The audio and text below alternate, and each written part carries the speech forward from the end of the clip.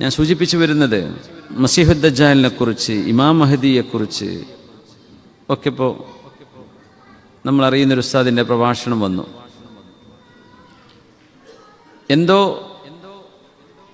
സംഭവിച്ചത് എന്ത് കാരണം കൊണ്ട് അങ്ങനെ പറയുന്നു എന്ന് എനിക്ക് മനസ്സിലാവുന്നില്ല. ഒന്നുകിൽ എന്തെങ്കിലും ഓർമ്മക്കുറവോ അല്ലെങ്കിൽ ബുദ്ധിക്ക് തകരാറോ എന്തെങ്കിലും ഒരു പരീക്ഷണമോ അയാൾക്ക് സംഭവിച്ചിട്ടുണ്ട് എന്നതിൽ ഒരു സംശയമില്ല.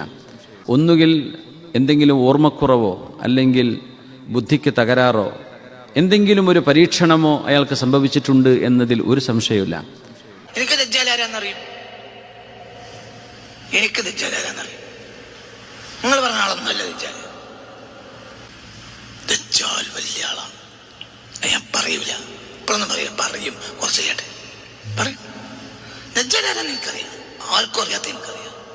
ദജ്ജാൽ നിങ്ങൾ വിചാരിച്ച ആളെയല്ല, അറിയാം. ദജ്ജാൽ നിങ്ങൾ വിചാരിച്ച ആളെയല്ല, ഒരിക്കലും അല്ല. വിചാരിച്ച ആളെയല്ല ദജ്ജാൽ.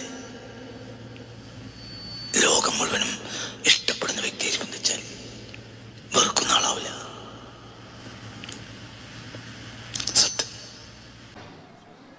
ഇമാം മഹദിയെ വിശ്വസിക്കുന്നതും ഇമാം മഹദി തങ്ങളുടെ കൂടെ കൂടുന്നതും ബഹുദൈവാരാധകരായ നമ്മുടെ നാട്ടിലെ ആൾക്കാരാണ് എന്ന് പറയാന്ന് പറഞ്ഞാൽ ലോകത്ത് ഒരു മനുഷ്യനും ഒരു ഇമാമും ഒരു ആലിമും പറയാത്ത വാക്കാണത്.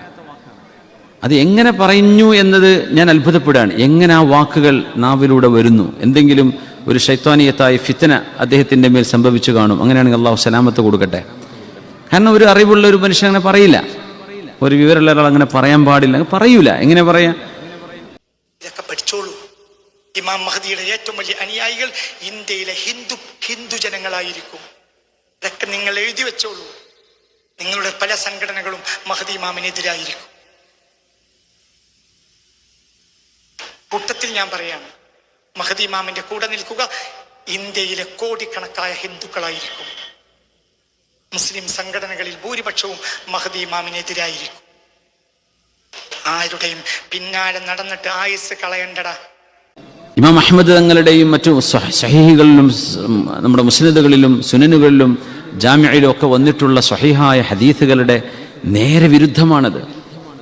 മക്കയും മദീനയും രണ്ട് ഹറമുകളല്ലേ. മൻ ശാഅ അൻ യമുത് ബിൽ മദീനതി ഫൽയമുത് ബിഹാ. മദീനയിൽ മരിക്കണമെന്ന് ആഗ്രഹമുള്ളവർ മദീനയിൽ പോയി മരിക്കണം എന്ന ഹബീബിന്റെ ഹദീസല്ലേ സല്ലല്ലാഹു അലൈഹി വസല്ലം. ഔ കമാ ഖാൽ സല്ലല്ലാഹു അലൈഹി വസല്ലം. ഹദീസിന്റെ വചനങ്ങൾ ചിലപ്പോൾ എന്തെങ്കിലും അക്ഷരങ്ങൾ വ്യത്യാസം ഉണ്ടായിരിക്കാം. മദീനക്കോ മക്കക്കോ അങ്ങനെ ഒരു പുണ്യമില്ലെന്നോ അങ്ങനെ ശ്രേഷ്ഠതയില്ലെന്നോ എന്ന് പറയുന്നത് ഗുരുതരമായ അബദ്ധമാണ്, തെറ്റാണ്. അതൊരു ബോധ്യമുള്ള മനുഷ്യൻ ബോധത്തോടുകൂടെ പറയൂല. മുസ്ലിമായൊരു പണ്ഡിതനാണെങ്കിൽ ഒരിക്കലും പറയൂല. പറഞ്ഞു പോയിട്ടുണ്ട്, അതിന് വീഡിയോ മോർഫിംഗ് ഒന്നല്ല എന്ന് ഞാൻ വിചാരിക്കുന്നു. പറഞ്ഞു പോയിട്ടുണ്ടെങ്കിൽ അത് തെറ്റാണ്. ആര് പറഞ്ഞാലും ശരീഅത്ത് കൊണ്ടേ നമുക്കതിനെ വിധിക്കാൻ പറ്റുള്ളൂ. അതുകൊണ്ടൊന്നും കാര്യമില്ല. മനുഷ്യന് മക്കത്തോടോ അല്ലെങ്കിൽ മദീനത്തോടോ ഒന്നും പ്രതിബദ്ധതയില്ല. മനുഷ്യന്റെ പ്രതിബദ്ധത നേരിനോട് മാത്രമാണ്. ഇത് പറയാനാണ് മുഹമ്മദ് വന്നത് സല്ലല്ലാഹു അലൈഹി വസല്ലം. മദീനത്തോടുള്ള മദീനത്ത് പോയി മരിക്കണമെന്ന് ചില ആളുകളും ആഗ്രഹിക്കാറുണ്ട്. ഞാൻ അങ്ങനെ ആഗ്രഹിക്കാത്ത ഒരാളാണ്. ഞാൻ ആഗ്രഹിക്കുന്നത് മദീന മൂത്തേടത്തേക്ക് വരണം എന്നാണ്. ഞാൻ മരിച്ചാൽ മദീന മൂത്തേടത്ത് വരുമെന്നാണ് എന്റെ വിശ്വാസം. മസീഹുദ് ദജ്ജാൽ നല്ല മനുഷ്യനാണെന്ന് ഒരിക്കലും പറയാൻ പാടില്ലല്ലോ. അത്തഹിയാത്തിന്റെ അവസാനം എന്താ ദ്വാരക്കണത്? വമിൻ ഫിത്നത്തിൽ മഹ്യാ വൽ മമാത് വമിൻ ഫിത്നത്തിൽ മസീഹുദ് ദജ്ജാൽ. അവന്റെ ഫിത്നയിൽ നിന്ന് കാക്കേണമേ എന്ന് ഉമ്മത്ത് മുഴുവൻ അമ്പിയാക്കന്മാർ മുതൽ നൂഹ് നബി മുതൽ ഇങ്ങോട്ടുള്ള മുഴുവൻ ആളുകളും ദുആ ചെയ്തു പോരുന്ന ഒരു വിഷയം. ആള് നല്ല മനുഷ്യനാണെന്ന് എന്തർത്ഥത്തിലാണ് അതിന് വ്യാഖ്യാനമുണ്ടെങ്കിൽ അദ്ദേഹം പറയണം. ഇല്ലെങ്കിൽ അത് ഗുരുതരമായ തെറ്റാണ്, പിഴവാണ്. ലോകം മുഴുവനും ഇഷ്ടപ്പെടുന്ന വ്യക്തിയായിരിക്കും ദജ്ജാൽ, വെറുക്കുന്ന ആളാവില്ല. വിചാരിക്കണത് നിങ്ങൾ ഈ വർണ്ണന കേട്ടാൽ അങ്ങനെ ഒരാളെ ആരാ സ്വീകരിക്കാം? അത്രയും വലിയ സ്ഥാനത്തുള്ള ആളായിരിക്കും ദജ്ജാൽ. ദജ്ജാൽ ഒരിക്കലും ഒരു വ്യക്തി, അങ്ങനത്തെ ഒരാളല്ല. ദജ്ജാൽ ഒരു വ്യക്തിയാണ്, പക്ഷെ അത് ലോകം മുഴുവനും സ്വീകരിക്കുന്ന വ്യക്തിയാണ്. ലോകം തള്ളിക്കളയുന്ന വ്യക്തിയല്ല. അത് ഒരിക്കലും പറയാൻ പാടില്ലായിരുന്നു. അതുകൊണ്ട് നമ്മൾ ആരെ ശ്രദ്ധിക്കുന്നു? മനുഷ്യൻ നമ്മുടെ ഈ പറഞ്ഞ അല്ലാഹുമ്മ അഅ്തിനി ഈമാനൻ വ യഖീനൻ ലൈസ ബഅദഹു കുഫർ.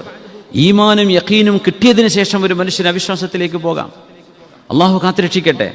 അപ്പോൾ എന്തെങ്കിലും ഒരു സിഹ്ർ സംഭവിച്ചതാണോ, എന്തെങ്കിലും കണ്ണീർ കൊണ്ടുപോയതാണോ, എന്തെങ്കിലും വേറെന്തെങ്കിലും അള്ളാഹുവിൻ്റെ പരീക്ഷണമാണോ അദ്ദേഹത്തിന് സംഭവിച്ചതെന്നറിയില്ല. ഒരിക്കലും ഒരു മുസ്ലിം പറയാൻ പാടില്ലാത്ത വാക്കുകളാണ് അദ്ദേഹത്തിൻ്റെ ഈ തൊട്ടടുത്ത ദിവസങ്ങൾ സംസാരത്തിനുണ്ടായത്. അതുകൊണ്ട് പ്രമാണങ്ങൾ വെച്ചുകൊണ്ടേ ഒരു മുസ്ലിമിന് സംസാരിക്കാൻ പാടുള്ളൂ. മസീഹുദ് ദജ്ജാലിനെ സംബന്ധിച്ച് ഹദീത്ത് വന്ന വിഷയമാണ്. സ്വഹീഹ് മുസ്ലിമിൽ ഹദീത്തുണ്ട്, സുനൻ തിർമിദിയിൽ ഹദീത്തുണ്ട്, അഹ്മദ് എന്നവരുടെ മുസ്നദിൽ ഹദീത്തുണ്ട്. സ്വഹീഹായ ഹദീത്തുകളിൽ മുഴുവനും അവൻ ഏറ്റവും വലിയ ഫിത്നയാണെന്നും അവൻ്റെ കയ്യിലുള്ള നിങ്ങൾ കാണുന്ന തീ എന്ന് പറയുന്നത് തീ അല്ലെന്നും അവൻ കാണിക്കുന്ന സ്വർഗം അത് നരകമാണെന്നും റസൂലുള്ളാഹി തങ്ങൾ പറഞ്ഞ ഹദീത്തുണ്ടായിരിക്കെ അവൻ നല്ല ആളാണെന്ന് പറഞ്ഞ് ജൂതന്മാർ മാത്രമാണ്, അവർ മാത്രമാണ് ഇന്നും അയാളെ കാത്തിരിക്കുന്നത്, ലോകത്തിൻ്റെ വിമോചകനായിട്ട് വരുമെന്ന് പറയുന്നത്. മുസ്ലിമീങ്ങളല്ല. നമുക്കത് ഫിത്നയാണ്. നബി തങ്ങൾ അന്തറ നൂഹുൻ അലൈഹിസ്സലാം ഖൗമ, മൂസാ നബി നൂഹ് നബി അലൈഹിസ്സലാമിൻ്റെ സമൂഹം താക്കീത് ചെയ്ത ആളാണ്. അമ്പിയാക്കന്മാർ മുഴുവൻ താക്കീത് ചെയ്തു. അതിലും വലിയൊരു ഫിത്ന ഇനി ലോകത്ത് വരാനില്ലെന്ന് റസൂലുള്ളാഹി തങ്ങൾ പറഞ്ഞു.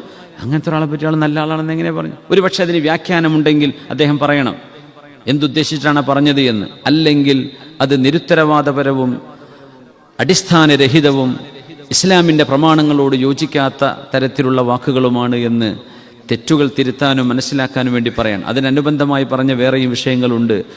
സത്യത്തിൽ അദ്ദേഹത്തിൻ്റെ ഓർമ്മക്കുറവോ അല്ലെങ്കിൽ ബുദ്ധിക്ക് എന്തെങ്കിലും തകരാറ് സംഭവിച്ചതോ ആണെങ്കിൽ അല്ലാഹു തആല അത് ശിഫയാക്കി കൊടുക്കട്ടെ. അല്ലാത്ത പക്ഷം അത്തരം ആളുകൾക്ക് ഒരു ബുദ്ധിസ്ഥിരതയോ ഓർമ്മസ്ഥിരതയോ വരുന്നത് വരേക്കെങ്കിലും കാര്യങ്ങളെ നിരീക്ഷിക്കുന്നതിൽ ജാഗരൂകരാകണം എന്ന് പൊതുജനങ്ങളോട് അറിയിക്കുകയാണ്. അള്ളാഹു നമ്മുടെ ഇൽമിൽ, നമ്മുടെ ഈമാനിൽ അള്ളാഹു താല ഇസ്തിഖാമത്തിലും അള്ളാഹു താല അടിയുറച്ചു നിൽക്കാൻ ഭാഗ്യവും തൗഫീഖും അള്ളാഹു നൽകട്ടെ. ഇതൊരു വലിയ ഫിത്നയാണ്. എങ്ങനെ അത് സംഭവിക്കുന്നു, എങ്ങനെ അതായിപ്പോകുന്നു, നമ്മൾ ആലോചിച്ച് നോക്കൂ. സാധാരണക്കാരുടെ അവസ്ഥ എന്തായിരിക്കും? അതുകൊണ്ടാണ് നബി തങ്ങൾ പറഞ്ഞ ഈമാനും യഖീനും കിട്ടിയതിന് ശേഷം ഒരു മനുഷ്യൻ അവിശ്വാസത്തിലേക്ക് പോയേക്കാം. ഇമാം മഹ്ദി ഇമാമിനെ സംബന്ധിച്ചൊന്നും അങ്ങനെ ബഹുദൈവ ആരാധന ചെയ്യുന്ന മുഅ്മിനീങ്ങളുടെ ഖിലാഫത്തല്ലേ അദ്ദേഹം ഏറ്റെടുക്കാൻ വരുന്നത്? മുസ്ലിം ഉമ്മത്തിൻ്റെ ഖിലാഫത്ത് ഏറ്റെടുക്കാൻ വരിക. അങ്ങനെ മുസ്ലിമീങ്ങളല്ല കൂടെ ഉണ്ടാവുക. അത് പിന്നെ അവിശ്വാസികളാണ് അല്ലെങ്കിൽ ബഹുദൈവ വിശ്വാസികളാണ് എന്ന് പറയുന്നത് എന്തർത്ഥത്തിലാണ്? പറഞ്ഞുപോയ വിഷയങ്ങളിൽ തെറ്റ് സംഭവിച്ചത് തൗബ ചെയ്ത് മടങ്ങണം. തൗബ ചെയ്ത് മടങ്ങേണ്ട വിഷയങ്ങളാണത്. മദീന സ്വന്തം നാട്ടിലേക്ക് വരുമെന്ന് അങ്ങനെയൊന്നും പറയാൻ പാടില്ല. ഒരു ബുദ്ധിയുള്ള ഒരാൾ പറയില്ലത്. അങ്ങനെ പറയാൻ പാടില്ലല്ലോ. മദീന എന്താണ്? അഹബ്ബുൽ ബിലാദി ഇലല്ലാഹ്, അള്ളാഹുവിന് ഏറ്റവും ഇഷ്ടപ്പെട്ട നാടല്ലേ അത്. ആ നാട്ടിലേക്കല്ലേ നബി അല്ലാഹുമ്മ അദ്ഖിൽനി മുദ്ഖല സുദ്ഖിൻ വഅഖ്രിജ്നി മുഖ്റജ സുദ്ഖ്. അങ്ങനത്തെ നാടിനെ സംബന്ധിച്ച് നമ്മുടെ നാട്ടിലെ കേരളത്തിലെ ഏതെങ്കിലും മലപ്പുറം ജില്ലയിൽ ഏതെങ്കിലും ഒരു പഞ്ചായത്തേക്ക് വരുമെന്നാണ് പറയേണ്ടത്? അതൊക്കെ ഭയങ്കര മോശമല്ലേ?